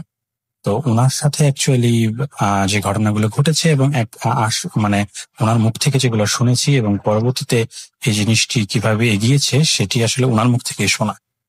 তো প্রথমত হচ্ছে 2008-এর শেষ দিকে আমরা শুনি যে এই গার্মেন্টস ফ্যাক্টরিতে হঠাৎ করে বিভিন্ন ধরনের কর্মী নিখোঁজ হয়ে যেতেন, কিংবা অনেককে পাওয়া যেত যাদের হচ্ছে শারীরিক অবস্থা খারাপ। এরকম মানে শারীরিক অবস্থা খারাপ বলতে আমি বোঝাচ্ছি যে অনেক মানুষ মাথা ঘুরে পড়ে যাচ্ছে কাজের সময়, অনেক মানুষ হচ্ছে মানে হুট করেই রক্ত বমি করা শুরু করতো, অনেককে হসপিটালাইজ করা হতো, হসপিটালাইজ করার পর অনেকে মারা পর্যন্ত যেত। তো এই ধরনের বিষয়গুলো নিয়ে মানে আসলে কেন ঘটছে এগুলো হাসপাতালের মানে কোনো ধরনের প্রথমে ধারণা করা হয়েছিল যে কোনো ক্ষতিকারক রাসায়নিক পদার্থের জন্য হয়তো এগুলো হচ্ছে, কিন্তু অ্যাকচুয়ালি পরবর্তীতে যে দেখা যায় যে পরবর্তীতে যে ঘটনাগুলো হয় কয়েক মাস পর থেকে শুরু হয়, সেগুলো হচ্ছে যে তাদের হুট করেই তাদের গায়ে আঁচড়ের দাগ পাওয়া যেত, বিভিন্ন কর্মীদের গায়ে দেখা গেল তারা অজ্ঞান হয়ে যাচ্ছে এবং পরবর্তী তাদের গায়ে আঁচড়, এরকম কিছু। তো এইভাবে ঘটনাগুলি বিভিন্নভাবে চলতে থাকে। তো এগুলোর আসলে কোনো ধরনের সমাধান পাওয়া যাচ্ছিল না। তো প্রথমে যে জিনিসটা নিয়ে আসলে সত্যি কথা বলতে সবচেয়ে বেশি আলোচনা সৃষ্টি হয় সেটি হচ্ছে যে এখানে প্রতিদিনই দেখা গেল 1-2 জন করে যে কর্মী তারা নিখোঁজ হয়ে যেত। অর্থাৎ আজকে কাজে আসছে, তাদের সবকিছু ঠিকঠাক, তো হুট করে দেখা যেত যে তারা নেই। তো এই নিখোঁজ হয়ে যাওয়াটা মানে একটা পর্যায়ে, এবং যে তখনকার সময়ের সাথে কথা বলতে সিসিটিভি ক্যামেরা বা ওরকম অতটা মানে কমন ছিল না। তো মানে এটাকে চেক করার উপায় ছিল না যে তারা আসলে ফ্যাক্টরি থেকে কিভাবে বেরিয়েছে, কেউ কোনো ক্ষতি করেছে কিনা, এরকম বিষয়গুলো। আর একটা গার্মেন্টস ফ্যাক্টরিতে আসলে বিশাল একটি জায়গা জুড়ে অনেকগুলো কক্ষ, রুম, বিভিন্ন ধরনের মানে একদম মানে বিশাল একটি এরিয়া। তো এত বড় এরিয়া আসলে সম্পূর্ণটাও কোন ধরনের সার্ভেইলেন্সের আন্ডারে আনাটা আসলে কষ্টসাধ্য ব্যাপার। তো যাই হোক, তো ওই নিখোঁজ হওয়ার পর থেকে যে জিনিসটা শুরু হয়, প্রতিদিনই ভাবে করে কয়েকজন করে মানে কাজে তারা যাচ্ছে আজকে, কিন্তু পরে তারা আর কাজ থেকে বাড়িতে ফিরে যাচ্ছে না। তো তাদের যে ফ্যামিলি মেম্বার আছে তারা পরের দিন সকালে হয়তো গার্মেন্টস মানে গেটের সামনে দাঁড়িয়ে থাকতেন, তারা মানে দেখতে চাইতেন যে তাদের স্বজন আসলে ভিতরে আছে কিনা, তাদের যে ফ্যামিলি মেম্বার যারা এখানে ওয়ার্কার, কিন্তু ওরকম কোনো রেসপন্স মিলতো না। তো এইভাবে করে, এবং আরেকটি বিষয় হচ্ছে যে যেহেতু গার্মেন্টস ফ্যাক্টরিতে দেশের বিভিন্ন জায়গা থেকে মানুষজন আসলে কাজ করতে আসতো, সবার আসলে মানে ওর মানে মানে দেখা গেল যে খুব ভালো ব্যাকগ্রাউন্ড থেকে খুব কম মানুষজনই আসতো। তো বেশিরভাগ সময় দেখা যেত যে তারা কোনো একটা হয়তো গার্মেন্টস কর্তৃপক্ষের কাছে কোনো একটা ক্ষতিপূরণ পেয়ে এই জিনিসটা নিয়ে তারা চুপসে যেত বা এটি নিয়ে তারা কোনো স্টেপ নিত না। তো এইভাবে করে আসলে চলছিল। তো যেই জিনিসটা শুরু হয় 2009-এর শুরুর দিকে, ব্যাপক আকারে ঝামেলা হওয়া শুরু করে। ঝামেলা বলতে যেটা আমি বোঝাচ্ছি সেটা হচ্ছে এবার বিভিন্ন ওয়ার্কারদের মৃত অবস্থায় পাওয়া যাচ্ছিল, তাদের হাত পা কাটা, কারো মাথা কাটা, এরকম। তো এই বিষয়গুলোকে মানে কিভাবে যেন অনেক সময় এড়িয়ে যাওয়া হতো আর কি, গার্মেন্টস বিষয়গুলোকে এড়িয়ে যেত। এগুলোকে আইন শৃঙ্খলা রক্ষাকারী বাহিনীর আন্ডারে এনে কিছু করা বা এইসবের স্টেপ আমরা তখন শুনিনি যে গার্মেন্টস কর্তৃপক্ষ নিয়েছে, কিংবা নিলেও আমরা আসলে সত্যি কথা বলতে ওরকম সংবাদ পাইনি। তো আমাদের যিনি আঙ্কেল নাম হচ্ছে মফিদ আঙ্কেল। তো সেই আঙ্কেলের কাছ থেকে পরবর্তীতে আসলে ঘটনার একদম বিবরণগুলো আমরা এভাবে শুনতাম। তো উনি যে জিনিসটা প্রথমে ফেস করেন আমি সেটি শেয়ার করছি। উনি প্রথমে যেটা ফেস করেন সেটি হচ্ছে যে একদিন উনি রাতের বেলা উনি ফজরের নামাজ পড়াবেন। ওদিন উনি ফ্যাক্টরিতে থেকে গিয়েছেন। তো ওনাকে আসলে থাকার জন্য একটি জায়গা করে দেওয়া হয়েছিল, সেটি হচ্ছে যে উনি একটি স্টোর রুমে থাকতেন, একটি ছোট স্টোর রুম, সেখানে একটি ছোট চৌকির মতো ব্যবস্থা করা ছিল, ওখানে তিনি বিশ্রাম নিতেন, ওখানে উনি থাকতেন যদি রাত্রে ওনাকে গার্মেন্টসে থাকতে হতো তাহলে। তো এই অবস্থাতে উনি দেখছিলেন যে ওনার যে করিডোর, দরজার সামনে করিডোর, সেই করিডোরের সামনে দিয়ে একটি ছায়া আসছে আর যাচ্ছে খুব দ্রুত, অর্থাৎ মানে একবার ডান থেকে বামে একবার বাম থেকে ডানে এইভাবে আসা যাওয়া করছে। তো ওই আঙ্কেল হচ্ছে তার যে রুমের যে দরজাটি সেটি কিছুটা খোলা রেখেছিলেন। তো ওইখান থেকে উনি অবয়বটা মানে অস্তিত্ব টের পাচ্ছিলেন যে আসতে যাচ্ছে। তো উনি যেটা এরপরে যেটা করেন সেটা হচ্ছে যে নর্মালি ওটি একটা স্টোর রুমের জায়গা, তো ওইখানে আসলে সাধারণত অত রাত্রে মানে কোনো ওয়ার্কারদের কাজেও আসার সম্ভাবনাটা খুব কম ছিল। তো উনি সন্দেহবশত উনি যেটা করেন উনি উঠে দাঁড়ান বিছানা থেকে এবং উনি দরজাটাকে আর একটু বড় আকারে খুলে দেন। তো খুলে দেওয়ার পরে উনি যেটা দেখেন সেটা হচ্ছে একটি অস্বাভাবিক রকমের কালো রঙের একটি মানুষ, প্রায় তার উচ্চতা 6 থেকে 6.5 ফিট হবে, এবং তার হাত পা হচ্ছে প্রচন্ড কালো এবং হাতের নখগুলো বিশাল বড় বড়। তো উনি প্রথমে যেটা দেখেন যে ওটা হচ্ছে ওনাকে ক্রস করে সামনের দিকে এগিয়ে যাচ্ছিল করিডোর দিয়ে। উনি তখন দরজা থেকে একটু ভিতরে দাঁড়িয়ে আছেন। তো ওই অবস্থায় উনি দেখলেন যে প্রথমে উনি দেখেন যে ওই জিনিসটার পিঠ দেখেন যে এটা হেঁটে যাচ্ছে। ওটি পরনে ছিল একটি, আমরা গ্রামের যারা কৃষক আছেন তারা অনেকে লুঙ্গি বা ধুতিকে আগে যে কাছা দিয়ে পরা জিনিসটাকে যেটা বলে ওইভাবে একটা সাদা রঙের মানে লুঙ্গি বা ধুতির মতো কিছু একটা কাছা দিয়ে পরা, হ্যাঁ, এবং পুরোটা আর বাকি শরীর আর কোনো কাপড় চোপড় নেই। তো ওইভাবে যাচ্ছে। তো উনি যখন দেখেন ওই জিনিসটা যখন আবার ব্যাক করছে, অর্থাৎ ডান পাশ থেকে যখন বাম পাশে যখন সে করিডোর থেকে আসছে, উনি তখন যেটা দেখলেন এই জিনিসটার কোনো মাথা নেই, এবং এটার মাথা হচ্ছে ওটার বাম হাতের উপরে সেটা নিয়ে ওটা হাসছে। এবং উনি যখন এই মাথাটার দিকে তাকালেন তিনি দেখলেন ওটা চোখ দিয়ে তাকিয়ে দিয়েছে, মুখ দিয়ে একটি মানে হাসির মতন একটি রিয়াকশন ওটি দিয়ে রেখেছে। এবং ওনাকে দেখা মাত্রই ওই জিনিসটি এতক্ষণ যে হাঁটাচলা করছিল বন্ধ করে সোজাসুজি ওই মফিদ আঙ্কেলের দিকে তাকিয়েছিলেন। এটি দেখে আমাদের যিনি আঙ্কেল ছিলেন তিনি মানে অনেকটা ভারসাম্য হারিয়ে যাওয়ার মতন অবস্থা হয়। কিন্তু উনি আসলে অনেক মানে সাহসী একজন ব্যক্তি ছিলেন, এবং উনি যেহেতু একজন ইমাম ছিলেন তো উনি দোয়া দুরুদ বা উনার যেসব পড়ার উনি থাকেন। তো একটা পর্যায়ে পড়তে পড়তে যে জিনিসটা দেখা যায় যে ওই জিনিসটা মানে উল্টো দিকে ঘুরে হচ্ছে চলে যাচ্ছে। উনি দেখলেন উল্টো দিকে ঘুরে চলে যাচ্ছে, এবং উনি সেই জিনিসটা করেন ওই দরজা থেকে বেরোয় দেখেন এই জিনিসটা আসলে করিডোর থেকে গিয়ে একটা দিকে চলে গেল। তো উনি যখন একটু পিছু পিছু গেলেন, পিছু পিছু যাওয়ার পরে দেখেন এই করিডোর যে পরে যে ফাঁকা জায়গায় গিয়ে দেখেন কোনো কিছু অস্তিত্ব নেই, কোনো কিছু ট্রেস নেই। তো উনি যখন এই জিনিসটা ফেস করেন তখন হচ্ছে অ্যাকচুয়ালি উনি আসলে ওনার যিনি সুপিরিয়র ছিলেন এখানকার জেনারেল ম্যানেজার তাকে জানান। তো জেনারেল ম্যানেজার বলেন এগুলো আপনি ভুল দেখেছেন বা এগুলো নিয়ে আপনার চিন্তা ভাবনা করতে হবে না, এরকম কিছু একটা। তো বিপত্তি যেটা হয় যে এরপরে গার্মেন্টস এর অনেকেই এরকম দেখতে থাকে। তো এদেরকে ক্ষতি করা না হলেও তারা অনেকে ভয়ে দেখা গেল মানসিক ভাবে অনেকে বিপর্যস্ত হয়ে পড়েন, অনেকে বিভিন্ন ধরনের কিছু এক্সপিরিয়েন্স করেন। তো এই আর ওদিক দিয়ে তো নিখোঁজ হওয়া কিংবা গুলো চলতেছে। তো একটা পর্যায়ে গিয়ে যেটা হয় যে মানে এইখানে আসলে কাজ করার জন্য লোকের সংখ্যা মানে কমে আসে, কিন্তু কারণ এই জিনিসগুলো আসলে গোপন করার মতন। একটা পর্যায়ে গিয়ে যখন জানতে পারেন এভাবে একজন করে চলে যাচ্ছে প্রতিদিন অথবা একদিন পর পর, তখন অনেক মানুষ এখানে মানে কাজ করতে চাইতো না। তো একটি পর্যায়ে সত্যি কথা বলতে মালিক পক্ষ থেকে একজন যিনি এমডি তিনি আসেন এই আঙ্কেলের সাথে কথা বলতে। তো কথা বলে উনি এই আঙ্কেলকে জানান যে অ্যাকচুয়ালি প্রায় বছর খানেক ধরে প্রতিদিন রাতে উনি একটা স্বপ্ন দেখেন। এই স্বপ্নটি হচ্ছে যে একটি কালো ধুতি পরা লোক, মাথাহীন লোক, ওনার এমডি ডেসক্রিপশন মতে আমাদের আঙ্কেল দেখেছেন হুবহু সেম অমর টেলর স্বপ্নে আসছে, এসে বলতেছে যে এইখানে মানে তুই টিকতে পারবি না, তোর এই প্রতিষ্ঠান টিকবে না, তুই যদি এখানে টিকাতে চাস তাহলে তোর মেয়েকে এখানে বলে দিতে হবে। উল্লেখ্য এমডির মাত্র একটি সন্তান ছিল, একটি মেয়ে সন্তান। তো হুজুরকে বলেন উনি এইটি প্রায় বছর খানেক ধরে দেখছেন, এবং যেদিন থেকে উনি আসলে দেখছেন সেদিন থেকেই উনি গার্মেন্টস এর বিভিন্ন ধরনের এক্সপিরিয়েন্স সম্পর্কে উনি রিপোর্ট পাওয়া শুরু করেছিলেন। কিন্তু উনি এই বিষয়টাকে উনি মানসিকভাবে, শুধুমাত্র যে আর্থিক লোকসান হতো তাই না, উনি মানসিকভাবে এখন অনেক ভেঙে পড়েছেন।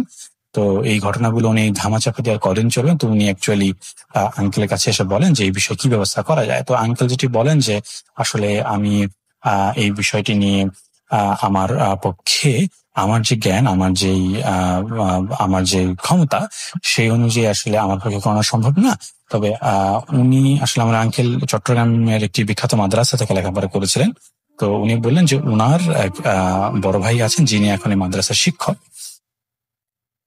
তাকে তিনি আনতে পারেন, তিনি এসে আর কি ফাইন্ড আউট করতে পারে প্রবলেমটা কি। তো যে কথা সেই কাজ। তো ওরকম ভাবে খুব ইমিডিয়েট বেসিসে হচ্ছে ওই হুজুরকে, চট্টগ্রামের সেই মাদ্রাসার হুজুরকে আনা হয়। তো মাঝে হুজুর উনি আসেন, উনি আসার পরে পুরো ফ্যাক্টরিটা ঘুরেন, উনি দেখেন সবকিছু, ঘটনা সবকিছু শোনার পরে উনি যেটা বলেন যে আমাকে আসলে এখানে কি হচ্ছে সেটা জানার জন্য আসনে বসতে হবে। তো যেই সব জিনিসপত্র নর্মাল আসনে বসানোর জন্য লাগে, যেমন মোমবাতি, আগরবাতি বা বিভিন্ন ধরনের জিনিস, এগুলো নিয়ে উনি গার্মেন্টস একটি ফাঁকা জায়গাতে উনি বসেন। তো বসার পরে উনি ওনার যেই জিনগুলো তাদেরকে উনি মানে ডাকেন। তো ডাকার পরে ওনার সাথে জিনিসগুলো দেখেন। তো এই জিনরা যেটা বলে সেটি হচ্ছে যে আপনি যত তাড়াতাড়ি সম্ভব এখান থেকে চলে যান। এই জায়গাটিতে এত বড় শয়তানের মাধ্যমে এই জায়গাগুলোতে এমন কিছু কাজ করা হয়েছে, কুফরি কালামে করা হয়েছে, কিংবা এখানে কোনো কালো জাতে এমন কিছু একটা হবে করা হয়েছে যে এইখানে মানে এই সমস্যাটা মানে সলভ যারা করতে যাবে তাদেরকে নিঃশেষ করে দেওয়া হবে, এমন কিছু একটা। তো আমাদের মানে ওই জিনরা বলছে যে তাদের শক্তিতে এটা কুলাবে না কাজ করা। কিন্তু ওরা যেটা জানে যে কেন করা হয়েছে, এটা জানার পরে তারা বলে যে অ্যাকচুয়ালি তারই, অর্থাৎ গার্মেন্টস এর যে এমডি, তারই এক অত্যন্ত ঘনিষ্ঠ ব্যক্তি, মানে ঘনিষ্ঠ বলতে সে আর কি একজন পরিবারের একদম সদস্য আর কি, মানে চেয়েছিল যে এই প্রতিষ্ঠানটি নির্মাণের জন্য মানে যে রেসপন্সিবিলিটি এটা তাকে দেওয়া হোক, বাট সেটা নাকি এমডি দেয়নি। তো না দেওয়ার কারণেই সে শত্রুতাবশত ঘুষ খাইয়ে, যখন এই কনস্ট্রাকশনের কাজ চলছিল তখন এর ভিতরে পার্মানেন্টলি একটা কিছু ড্যামেজ করেছে, এবং এটা এমন ভাবে করেছে যে মানে সাধারণ যে জিন তাদের পক্ষে এটি মানে সলভ করা সম্ভব না। তো ওনারা যেটি বলেন এটি ওই জিনরা বলেন যে আমাদের পক্ষে এটা সম্ভব না, আপনি এখান থেকে চলে যান। তো এই কথা বলে উনি আসন শেষ করার পরে উনি সত্যি কথা বলতে উনি এমডি এবং আমাদের যে মুফতি আঙ্কেল উনাকে যেটি বলেন যে এটি আসলে আমার পক্ষে সম্ভব না, কারণ আমার তো আসলে কোনো ক্ষমতা নেই, আল্লাহর কালাম সূরা কালাম দিয়ে আমি যেটি করতে পারি আমি জায়গাটা হয়তো বন্ধ করে দিয়ে যাবো। কিন্তু সত্যি বলতে যে কিছু কিছু সময় আসলে অনেক বড় ধরনের শক্তির প্রয়োজন হয়, মানে যারা হচ্ছে আল্লাহ এবং কোরআন শরীফের যে আয়াতগুলো আছে, অর্থাৎ এই বিষয়গুলো যে আছে, এই যে শক্তি, স্রষ্টার পক্ষ থেকে সত্যি শক্তিটার সর্বোচ্চ ব্যবহার করতে পারে এমন কাউকে লাগবে, এবং সেটির জন্য আসলে উনি যোগ্য না, ওনার এবং ওনার পরিবারের ক্ষতি হতে পারে, যেমনটা জিন তাদেরকে বলেছে। তো একটা পর্যায়ে গিয়ে যেটি হয় যে ওই যে চট্টগ্রামে যিনি হুজুর আছেন, তো উনি অ্যাকচুয়ালি লেখাপড়া করেছেন হচ্ছে ভারতের অ্যাকচুয়ালি খুব সম্ভবত জায়গাটার নাম উত্তরপ্রদেশের একটি জায়গা থেকে উনি লেখাপড়া করেছিলেন, উচ্চতর শিক্ষা নিয়েছিলেন ওখানকার একটি বিখ্যাত মাদ্রাসায়। তো উনি যেটি জানান যে ওইখানে যিনি ওস্তাদ, যিনি আলেম, ওনার সাথে উনি যোগাযোগ করবেন, দেখা যাবে উনি কি বলেন। তো একটি তারপরে এভাবে যখন বিষয়গুলো আগাতে থাকে, তো একটা পর্যায়ে গিয়ে চট্টগ্রাম হুজুর বলেন যে ওই যিনি আছেন ভারতের যিনি আলেম আছেন উনি আসতে পারবেন, সলভ করতে পারবেন। উনি বলেছেন যে হ্যাঁ, ডেসক্রিপশন শুনে উনি যেটা বলেছেন যে হ্যাঁ এটি আমি সলভ করতে পারবো। তো কিন্তু উনি আসলে যেটি বলেন যে এটির জন্য আসলে মানে এটি খুব ব্যয়বহুল একটি মানে প্রক্রিয়া হতে যাবে। তো যেহেতু গার্মেন্টস এর যিনি মালিক অর্থাৎ এমডি যিনি আছেন ওনার আসলে টাকা কোনো ফ্যাক্টর ছিল না।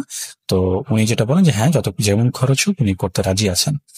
তো যাই হোক, এবং এটি যেহেতু একটি বিশাল বড় জায়গা জুড়ে এই কাজটি করা হয়েছে, তো অ্যাকর্ডিং টু অ্যাকচুয়ালি ওই চট্টগ্রামের হুজুর উনি যেটা বললেন যে গার্মেন্টস এর যে টোটাল এরিয়াটা, এই এরিয়াটার আসলে এরিয়াটাকে মানে এটি করার জন্য মানে এই এরিয়াটাকে ভাগ করে বিভিন্ন ভাবে অনেক লম্বা টাইম নিয়ে এই কালোজাদুটি করা হয়েছে। এবং এটি জানা গিয়েছে যে এটি করার জন্য যেই ধরনের তান্ত্রিকের দরকার হয়, এই ধরনের তান্ত্রিক আসলে বাংলাদেশে পাওয়া যায় না। হ্যাঁ, তো যে এটি করেছে সে প্রচুর টাকা ইনভেস্ট করে এটি করেছে, এবং এটি একজন দুজন তান্ত্রিকের কাজ নয়। এবং শুনে বলেন যে এটি আসলে কয়েক ধরনের উঁচু মানের তান্ত্রিক যাদের কাজ আসলে মানে ভাষা প্রকাশ করার মতো না, তারা আসলে এই ধরনের খারাপ কাজই করে থাকে। হ্যাঁ, তো এই ধরনের কয়েক ধরনের তান্ত্রিকের তন্ত্রমন্ত্র এবং তাদের যেই কাজ, পিশাচ দিয়ে যে কাজ, সেগুলোই আসলে এখানে করা হয়েছে। যাই হোক, একটা পর্যায়ে গিয়ে ওই ভারতের যিনি আলেম আছেন তিনি আসলে সাজেশন দেন যে প্রতিষ্ঠানটি বন্ধ করে রাখার জন্য, কারণ এখন যেহেতু জিনিসটা ফাইন্ড আউট করা হয়ে গেছে, তো সত্যি কথা বলতে ওই পিশাচদের আরো কোনো ভয়ঙ্কর রূপ হতে দেখা যেতে পারে এর জন্য। তো ওই ভারতের আলেম বলেন ফ্যাক্টরিটি বন্ধ করে দেওয়ার জন্য, এবং উনি দ্রুত বাংলাদেশে এসে ট্রাই করবেন। তো একটা পর্যায়ে গিয়ে হ্যাঁ, উনি 2 সপ্তাহ টাইম নিয়ে বাংলাদেশে চলে আসেন, এবং উনি শুধু একা আসেননি, উনি প্রায় 10 জন ওনার অ্যাকচুয়ালি ওখানকার সাবঅর্ডিনেট তাদেরকে উনি নিয়ে আসেন সাথে করে। এবং চট্টগ্রামের যে মাদ্রাসা যে হুজুর আছেন ওনাকে বলেন আরো 30 জন হাফিজে কোরআন তাদের আনা যায়। তো এইভাবে করে অলমোস্ট প্রায় 40-50 জনের একটা বিশাল টিম উনি আলেম বলেন যে 3 দিন ধরে এক নাগারে সেখানে যেই পয়েন্ট গুলোতে ওই কানাজাদা করা, সেই পয়েন্ট গুলোতে একজন একজন করে বসিয়ে 24 ঘন্টা কোরআন শরীফ পড়া হবে, টোটাল 72 ঘন্টা, অর্থাৎ 1 সেকেন্ডের জন্য হচ্ছে এখানে কোরআন তেলাওয়াত থামানো যাবে না। এবং ওই যে বড় হুজুর যিনি আছেন, যে ভারতের যিনি বড় আলেম আছেন, উনি এই সবগুলো পয়েন্ট একদম মধ্যবর্তী এখানে বসে উনি ওনার যে প্রসেস সেটি উনি করে যাবেন। তো ওনারা যেটি বললেন যে উনি যেটি বলেন যে এইখানকার পিশাচটি এত শক্তিশালী যে একে আসলে তাড়ানো সম্ভব না। একে যেটা করতে হবে, একে মানে নিঃশ্বাস করতে হবে। একে যদি নিঃশ্বাস করা না যায় তাহলে এটি মানে আর যাই করি ঘুরে ফিরে এটা চলে আসবে, এটা এত শক্তিশালী। তো যাই হোক, যে কথা সেই কাজ। তো এইভাবে করে ওই প্রসেস গুলো ফলো করতে থাকেন। তো স্বাভাবিকভাবেই ওখানে সাহায্য সহযোগিতার জন্য আমাদের ওই যে মুফিদ আঙ্কেল যিনি ইমাম উনি ছিলেন, চট্টগ্রামের হুজুর ছিলেন, এরকম অনেকে ছিল, গার্মেন্টস কর্তৃপক্ষের যারা এমডি তারাও ছিলেন ওখানে, এমডি ডিরেক্টর সবাই ছিলেন। তো ওই প্রসেসে মানে দেখা গিয়েছে যে 30টা পয়েন্টে বসিয়ে দেওয়া হয় এবং হাফিজে কোরআন তেলাওয়াত শুরু করেন। তো ওনারা মানে ওই মুফিদ আঙ্কেলের ভাষ্য মতে যারা কোরআন তেলাওয়াত করছিলেন এদের অনেকেই হচ্ছে অজ্ঞান হয়ে যাচ্ছিল। তো ওই অজ্ঞান হয়ে যাচ্ছিল এবং তাদের জায়গায় যেন কাউকে মানে বসানো যায়, এবং ওরকম ব্যাকআপ প্রত্যেকের পাশে রেডি ছিল। এবং যারা অজ্ঞান হয়ে যাচ্ছিল তারা যখন জ্ঞান ফিরতো, তাদেরকে জ্ঞান ফিরে আনাতো, তারা যেটা বলতো যে সামনে ওনারা দেখছিলেন যে এই পিশাচগুলো তাদের সামনে এসে পিশাচরা একে একে তাদের চোখ উপড়ে ফেলছে, তাদের কান ছিঁড়ে ফেলছে, তাদের একটা একটা করে হাতের আঙ্গুল এগুলো ছিঁড়ে ফেলছে, পা ছিঁড়ে ফেলছে, পেট থেকে তারা নাড়ি ভুড়ি বের করে এনে দেখাচ্ছে। তো এই জিনিসগুলো যখন হচ্ছিল অনেকেই হচ্ছে এগুলো করে সহ্য করতে না পেরে ওরা অজ্ঞান হয়ে যাচ্ছে। তো এইভাবে করে করে 72 ঘন্টা নানান প্রতিকূলতার পরে হচ্ছে যে বড় হুজুর যিনি আছেন, অর্থাৎ বড় আলেম যিনি, ওই আলেম যেটা দেখেন উনি যেখানে বসে কাজগুলো করছিলেন, যে ওনাকে একদম ঘিরে প্রায় একাধিক পিশাচ উনাকে ঘিরে আছেন।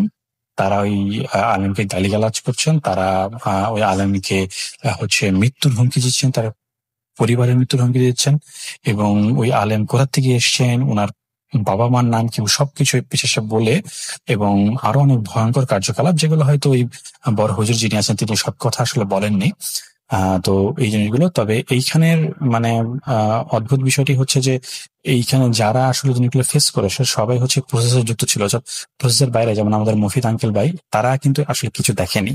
তারা যেটা করে যে একদম যখন 72 ঘন্টা যখন একদম শেষ হয়ে যাবে, সে শেষ হওয়ার 5 থেকে 10 মিনিট এইটুকু টাইমে ওনারা অনেক বাজে কান্নার আওয়াজ শুনেছেন, অর্থাৎ আর্তনাদ করছে, অর্থাৎ একটা হচ্ছে প্রাণীকে মানে জবাই করার সময় তারা যে এইরকম একটা আর্তনাদ করে, ওরকম আর্তনাদের আওয়াজ তারা আসলে মানে শুনেছেন।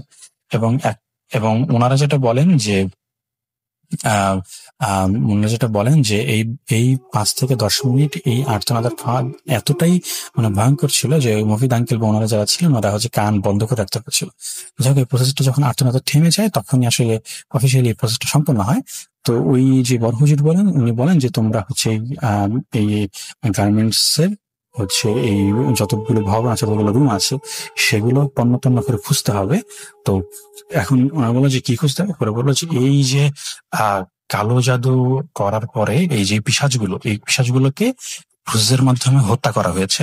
উনি বলেন এই পিশাচগুলোর তাদের যে শরীর, অর্থাৎ তাদের যে তারা কোনো ফিজিক্যাল কোনো ধরনের প্রুফ তারা যে মারা গেছে এগুলো হচ্ছে এই ভবনের বিভিন্ন জায়গায় পাওয়া যাবে, কিন্তু তিনি শিওর বলতে পারলেন না যে তিনি ঠিক কোথায় জায়গা পাওয়া যাবে। তবে উনি আইডিয়া দিলেন যে যেসব জায়গাতে অনেক দুর্গন্ধ, যেমন হচ্ছে টয়লেট কিংবা এমন কোনো জায়গা যেখানে মানুষ সচরাচর আসলে মানে ওই জায়গাটা মানুষ যায় না, মানুষের শ্বাস প্রশ্বাস যে জায়গাটাতে যায় না, হ্যাঁ, মানুষ যেখানে দাঁড়ায় না, মানুষ যেখানে অবস্থান করে না, এমন কোন জায়গা যেগুলো আছে অর্থাৎ দুর্গন্ধযুক্ত জায়গা এবং অন্য একদম বদ্ধ জায়গা, এরকম জায়গাগুলোতে তারা হচ্ছে কিছু না কিছু জিনিস পাবে।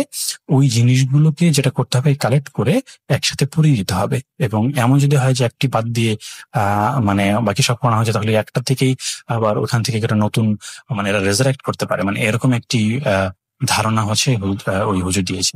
তো উনি যেটা করেন, উনি ওনার নিজের যে সাথে করে আনান লোক তাদেরকে উনি কাজে লাগান। তো ওখান থেকে একটা পর্যায়ে প্রায় হচ্ছে 50 থেকে 60 জনের দল তন্ন করে খুঁজে তারা যেগুলো পায় সেগুলো আসলে সত্যি কথা বলতে মানে তারা আসলে বিভিন্ন প্রাণীর বডি খুঁজে পায়, বডির বিভিন্ন পার্ট। যেমন কেউ হয়তো পেয়েছে যে একটি বিক্ষিপ্ত মাথাবিহীন কোনো বিড়াল পেয়েছে, কেউ কোনো কুকুর পেয়েছে, এবং এগুলো এমন না যে কোনো একটা মানে একদম আস্ত বডি পেয়েছে এরকম কিছু না, মানে তাদের শরীরের বিভিন্ন অংশ পেয়েছে। তো এইরকম কুকুর, বিড়াল, কেউ সাপ, এই ধরনের বিভিন্ন প্রাণীর মতন করে অনেক সময় মাছও পাওয়া গিয়েছে। তো এইভাবে করে তারা হচ্ছে অনেকগুলো তারা এরকম তারা পান, এবং পেয়ে ওনারা যেটা করেন যে একসাথে ওগুলোকে ওনারা পুড়িয়ে দেন। তো পুড়িয়ে দেওয়ার পরে ওই বড় হুজুর যিনি বলেন যে এখানে মাসে অন্তত একদিন হচ্ছে একটি কোরআন খতমের আয়োজন করতে হবে, যেখানে অন্তত 12 জন হাফেজে কোরআন এখানে সারা দিন এখানে কোরআন তেলাওয়াত করবে, অন্তত মাসের একটা দিন হলেও এটা করতে হবে। তো এর মাধ্যমে উনি যেই মানে ওই ভারত থেকে আসা যে দলটি সেটি চলে যায়, চট্টগ্রামের মাদ্রাসা থেকে যারা আসে তারা ওইভাবে করে চলে যায়। তো এরপর থেকে আসলে আমরা ওইখানে আর কোনো ঘটনা আমরা শুনিনি। এরপর থেকে আমরা যেটা শুনতাম, ওই যেই মালিক ছিলেন গার্মেন্টস এর, উনি হচ্ছে প্রতি মাসে আয়োজন করতেন। উনি শুধু এটি করতেন না, উনি যেটি করতেন এর সাথে গরিব দুঃখীদের খাওয়া দাওয়া উনি ব্যবস্থা করে দিতেন ওই একটি দিনে।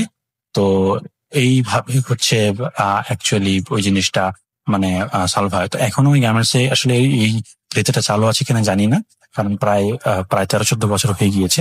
এর মধ্যে আরো অনেক ডিটেলস ছিল আসলে যেগুলো আমার আবছা মনে আছে, যেহেতু অনেক আগের ঘটনা। আমি ওগুলো আসলে আবছা ভাবে শেয়ার করতে চাই না, যে জিনিসগুলো আমি শিওর মনে আছে সেগুলোই আমি আসলে শেয়ার করতে চাইছিলাম। তো এই পুরোটা মানে ঘটনাটি হচ্ছে 2008-এর আসলে মাঝামাঝি থেকে 2009-এর শেষ পর্যন্ত এইরকম একটি জায়গা জুড়ে আসলে বছর দেড়েকের মতন কাছাকাছি জুড়ে বিস্তৃত ছিল। তো আমরা আসলে এই মফিদ আঙ্কেলের কাছ থেকে এই বিবরণগুলোই শুনেছি, এবং এখানে আমি ব্যক্তিগতভাবে বলে রাখি যে আমার আসলে এই ঘটনাগুলো শোনার পর থেকে একটি ভৌতিক বিষয়ের উপরে আসলে আগ্রহ সৃষ্টি হয়, এবং এইখান থেকে আসলে আমার ভূত এফএম শোনার যে যাত্রাটা আসলে শুরু। আমি দীর্ঘ সময় 5-6 বছর টানা এমন কোন এপিসোড নেই যে মিস দিইনি। পরবর্তীতে লেখাপড়ার প্রেসারে হচ্ছে একটা পর্যায়ে গিয়ে শোনা হতো না। তো এখন আমার যখন ভূত.com এসছে, এটি জানার পর থেকে আমি সবগুলো এপিসোডই শোনার ট্রাই করেছি স্বাধীন মিউজিক অ্যাপে। তো ধন্যবাদ যারা আমার ঘটনাটি শুনলেন। রাসেল ভাই, যদি আমার ঘটনাটি পছন্দ হয় অবশ্যই প্রচার করবেন, আপনার কাছে অনুরোধ রইল। এবং আর আমার কাছে আসলে সত্যি কথা বলতে আমি অনেকগুলো ঘটনা আমার কাছে আছে, তো এই ঘটনাগুলো আমি শেয়ার করব। যদি এটি প্রচার করা হয় তাহলে আমি আমি অনেক অ্যাপ্রিসিয়েট করবো এবং অন্য যে ঘটনাগুলো পাঠানোর জন্য আমি তৈরি থাকবো। তো আপনাকে ধন্যবাদ, সবাইকে ধন্যবাদ যারা এতক্ষণ কষ্ট করে শুনলেন। আসসালামু আলাইকুম।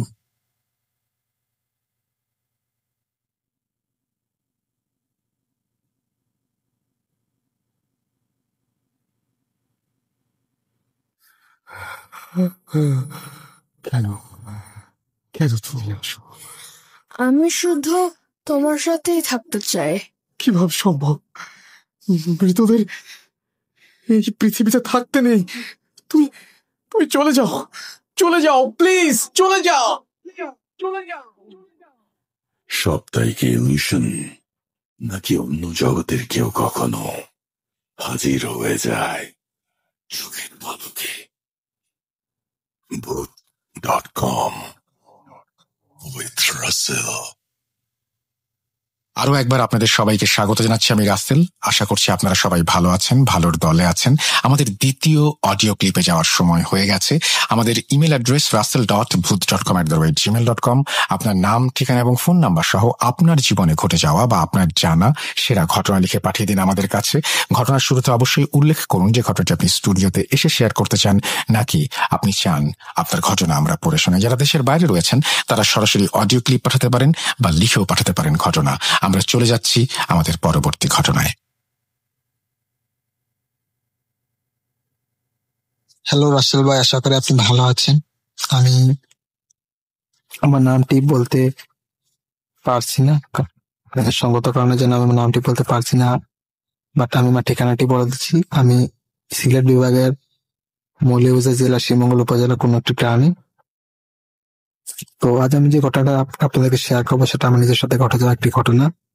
আশা করি আপনাদেরকে ভালো লাগবে এবং ঘটনাতে যদি কোনো ভুল ত্রুটি থাকে তাহলে প্লিজ ছোট ভাই সবাই ক্ষমা করবেন। 2021 সালে আমি ঢাকা জব করার জন্য চাই এবং প্রায় 3-4 মাস বা 5-6 মাস পর আমি গ্রামে আসি। এরকমই একবার আমি গ্রামে আসি, লাস্ট যে গ্রামে আসি সে সময়ের ঘটনা। তো চাকরি জীবনে আমার যে এক্সপিরিয়েন্স, চাকরি জীবনে যা আসার পর আমার শারীরিক এবং মানসিক অনেক ধরনের পরিবর্তন দেখা দিই এবং শারীরিক যে আমার শরীরটা অনেক সুস্থ সবল হয়ে গেছিল এবং আমি অনেক পরিষ্কার হয়ে গেছিলাম, যার কারণে আমি বাড়িতে ফেরার পর গ্রামে ফেরার পর দিনের বেলা তেমন একটা বেরোতাম না রোদ্রে। শারীরিক শরীরে অনেক ধরনের প্রবলেম দেখা দিত, তার কারণে সারাদিন আমি ঘরে থাকতাম এবং রাত হলে বা সন্ধ্যা হলে আমরা বের হতাম। তো সন্ধ্যা হলে আমরা আমাদের মহল্লায় একটা দোকান থাকে, দোকানে একটা ক্যারাম থাকে। তো আমরা সবাই ফ্রেন্ড সার্কেল সবাই মিলে আমরা সন্ধ্যাবেলা ক্যারাম খেলতে যাই এবং ক্যারাম খেলি এবং প্রায় বাড়ি ফিরতে 10টা-11টা বাজে রাত প্রতিদিন। তো আমি প্রায় 1 মাসের জন্য চাকরি থেকে ছুটি নিয়ে আমি 1 মাসের জন্য বাসায় আসি। তো